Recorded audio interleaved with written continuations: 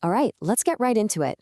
Today, we're taking a close look at a company that's right at the heart of the US drone revolution, Unusual Machines. Now, this stock has made some absolutely wild moves, but it leaves us with one massive question. Is this a smart, strategic, long-term play, or is it just speculative hype? I mean, just look at this chart. It tells the classic story of explosive growth followed by some really sharp pullbacks. It's exactly this kind of roller coaster ride that gets traders excited but makes long-term investors, well, a little nervous. So let's peel back the layers, break down the fundamentals and the technicals, and see if we can figure out what's really going on with this price. And we've got a clear game plan to figure this out. We're going to start with the business itself, what they do and their strategy. Then we'll look at the team calling the shots. After that, it's time to crunch the numbers, try to nail down its real value, and finally, see what the market chart is telling us. Okay, first things first. What does Unusual Machines actually do? Because their story is really all about a huge strategic pivot. So at its core, this is a US-based company that makes drone components that meet those strict national defense standards. They made some really smart acquisitions like Fat Shark and Rotor Riot, and then allowed them to shift their focus in a big way. They've moved from the hobbyist retail market to the much, much bigger enterprise and defense sectors. That's now a full 60% of their business, and they're staring down a market opportunity that's worth billions. Now, this is where it gets interesting, because you've got this real tug-of-war in their business model. On one hand, they have these massive tailwinds pushing them forward. You've got friendly US regulations and the Pentagon's drone dominance program, which is basically creating a protected playground for them. But on the flip side, they're facing some serious headwinds. They rely heavily on suppliers, the competition out there is brutal, and let's be honest, there's a huge risk they might not be able to pull off their super ambitious plans. So, what about the people steering the ship? Let's take a look at the management team and see how their ambition weighs against the cost to you, the shareholder. You know, you've got to give management credit where it's due.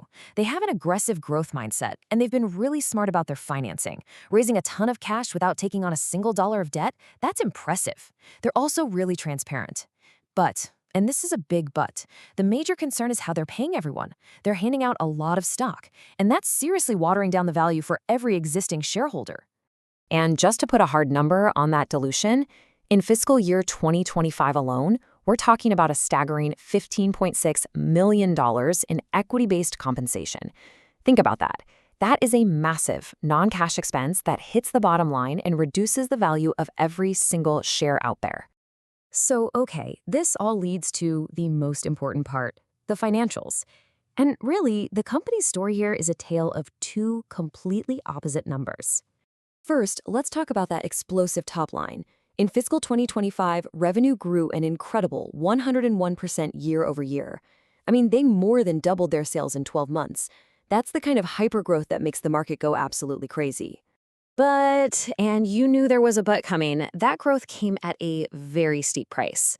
To get that 101% growth, the company posted a net loss of over $19 million. They are burning through an enormous amount of cash to fuel that fire. So you have to be asking, how on earth can they afford to lose that much money? Well, the answer is right here. The company is sitting on a mountain of cash and short-term investments, totaling over $142 million. And to make that financial position even stronger, they have absolutely zero debt.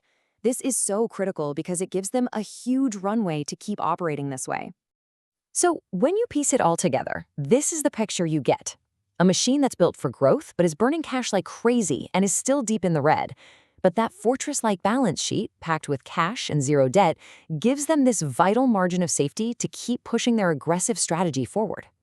All right, this brings us to the main event, the valuation. With all these conflicting signals, huge growth, big losses, tons of cash, what is Unusual Machines actually worth? To get to that, we have to talk about something called intrinsic value. Think of it this way. The market price is what you pay for a stock today, but intrinsic value is what that stock is fundamentally worth. It's an estimate of its true value based on all the cash it's expected to make in the future, and it helps us cut through all the market noise and emotion. And this right here is the dilemma in a nutshell. As of mid-April 2026, the market was pricing the stock at nearly $16 a share. But a detailed discounted cash flow model, a fancy way of projecting future profits, estimates its intrinsic value is only around $6.80. That is a massive, massive gap. And you've got to understand, this valuation isn't some pessimistic lowball estimate. It actually assumes an extremely aggressive 86% compound annual revenue growth every single year for the next 5 years. So even baking in that wild optimism, the stock still looks way overvalued. For a classic value investor, that gap is a giant red flag. There's simply no margin of safety at the current price. Okay, so the fundamental numbers are screaming that it's expensive. But the market, well, the market clearly doesn't care. So let's switch gears and try to understand why by reading the story the chart itself is telling us. Now, if you look at this chart through the lens of Elliott wave theory, a really interesting pattern starts to pop out. The basic idea is that markets move in these predictable, repeating patterns, kind of like waves in an ocean. And the analysis here suggests the stock is in a powerful 5-wave move up and is currently in the 4th wave, which is just a temporary pullback before a potential final leg higher.